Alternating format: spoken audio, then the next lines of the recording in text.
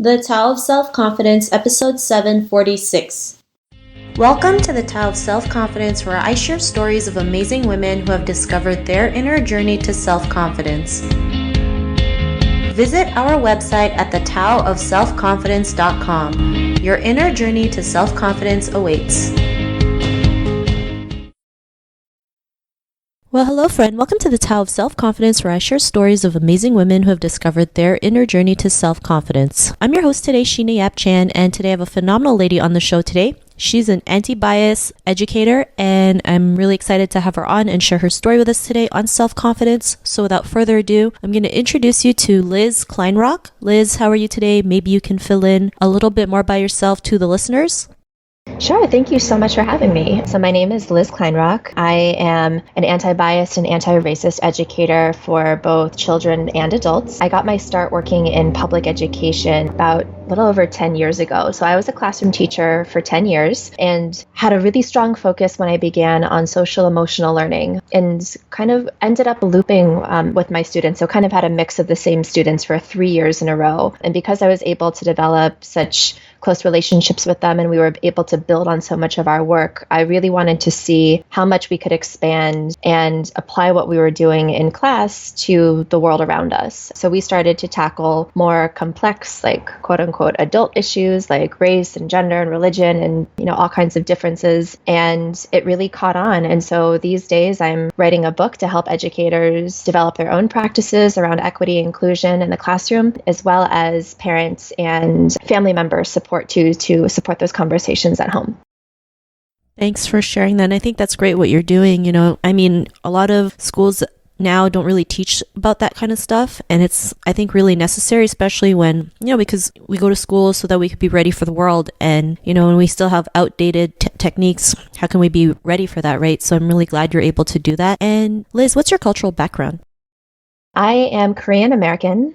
I'm adopted. So I was born in South Korea and was adopted when I was like around 5-6 months old and raised by a large white Jewish family in Washington, D.C., where I spent my entire childhood. And I would definitely say that the challenges I've had to go through to navigate my identity and who I am have certainly played a huge impact on why I think this work is so important with youth.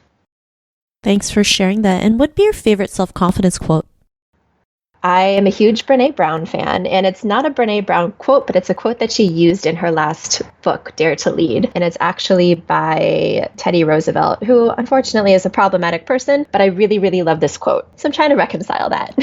Okay, so the quote is, "It is not the critic who counts, not the man who points out how the strong man stumbles or where the doer of deeds could have done them better. The credit belongs to the man who is actually in the arena, whose face is marred by dust and sweat and blood, who strives valiantly, who errs, who comes short again and again, because there is no effort without error and shortcoming, but who does eventually strive to do the deeds, who knows great enthusiasms, the great devotions, who spends himself in a worthy cause, who at the best knows in the end the triumph of high achievement, and who at the worst, if he fails, at least fails while daring greatly, so that his place shall never be with those cold and timid souls who neither know victory nor defeat." Thanks for sharing that great quote. And in your own words, how do you define self-confidence? And I think a big part of self-confidence is knowing yourself. And I do think that it is something that gets a lot easier with age. I think if you have a strong sense of who you are and your own identity, it is so much easier to present yourself authentically to the world. And that's something, at least for me personally, that's taken quite a long time to develop. I feel like because of my dual identity as somebody who is Asian American but has been raised in a white family, not even being able to put my finger on exactly who I am and where I come from was something really, really challenging. But it was really being able to fully embrace my Asian American identity, like my Jewish upbringing as well, the work that I've been doing as an educator and not doubting myself. It's been quite a journey. And I think a lot of it really started with having some folks who were able to see my work and what I was doing in ways that I was not able to see because I was too close to it. It was too personal. But it's a lifelong journey. There are still things that I'm definitely working on. Thanks for sharing that great definition. And Liz, what was your life like before your discovery of self-confidence?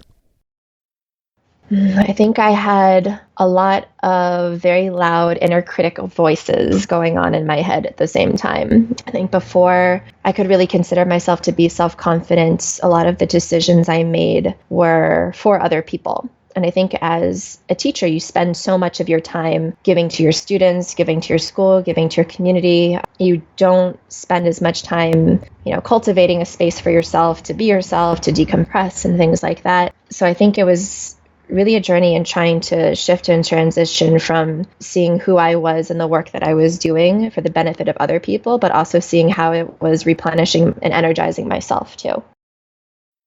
Thanks for sharing that. And I think, a lot of us go through that, especially as Asian women, where our inner critic is always like the loudest, and it's not always the good voice. We always feel like we're our own worst enemy, and we just always think the worst of everything, not realizing that really hurts us and really brings our confidence down. And the more we're kinder to ourselves, the better we can be and go out there and do the things that we want. And what was that point in your life when you realized you can go out there and be that person today? What was that aha moment?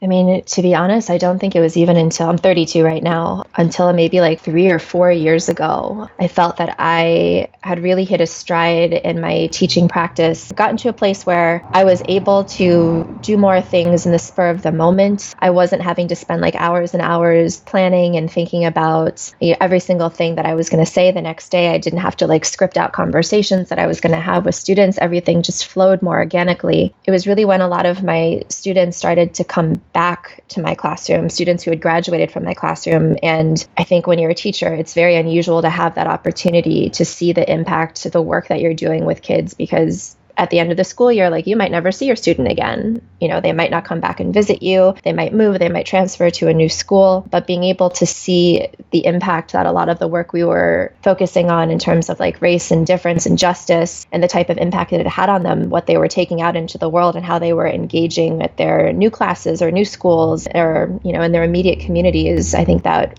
really spoke for itself. And that really definitely validated the work that I was doing.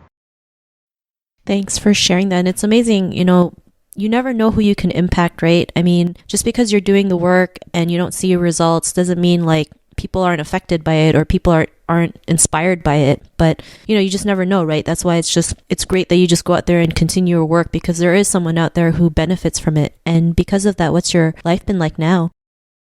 It's been really good. It's been really empowering, and something that I've also realized in the past few years as I've gained like more success in this field and more recognition is just that the more empowered I feel, the more I want to bring as many people as I can with me. I think power hoarding is something that is so ugly, but unfortunately that so many people in this world do once they achieve a certain status. But all I want to do is be able to like uplift and elevate other educators, other parents, other activists, people who are doing this work but might not have the same access or platforms that I do.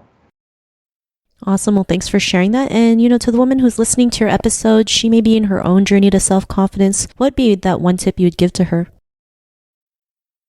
I would say that you should be really intentional when thinking about your own community, because, you can do this work by yourself, but, I think for your own self-care and your own resilience, it's really important to stick with people who are going to have your back on the best of days and on the worst of days. If you find success, the ones who are going to stand with you and celebrate you rather than look at you, with envy or try to downplay your accomplishments. And it's really important to surround yourself with those types of people.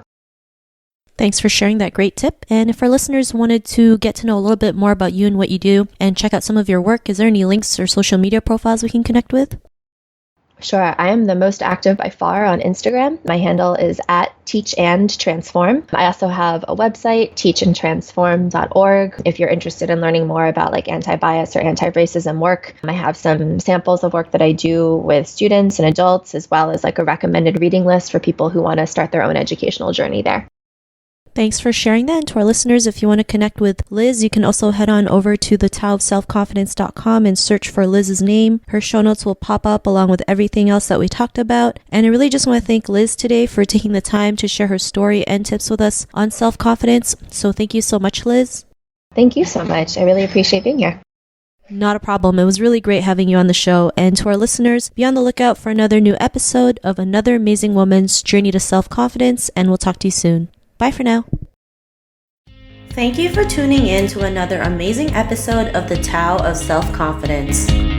Get your free self-talk tape for building self-confidence by visiting our website at thetaoofselfconfidence.com. Your inner journey to self-confidence awaits.